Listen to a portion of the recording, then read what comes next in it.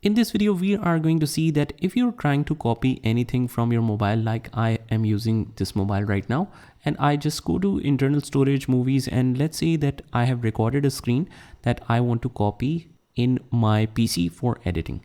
But the problem is whenever I copy this and I try to paste it somewhere like this, it says access is denied. And even if we try pasting it in desktop, it says the requested resource is in use, error copying file or folder. And this is very annoying. Even if you tried 100 times, it will still show this error.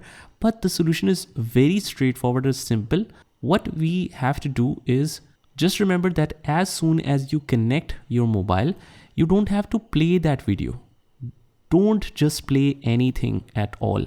If you did, this will always show this in use and it will never copy your file. So what we have to now do is just disconnect your mobile simply like this, and let's connect that again. And that's pretty much it. What we will do is just go to the folder like we normally do.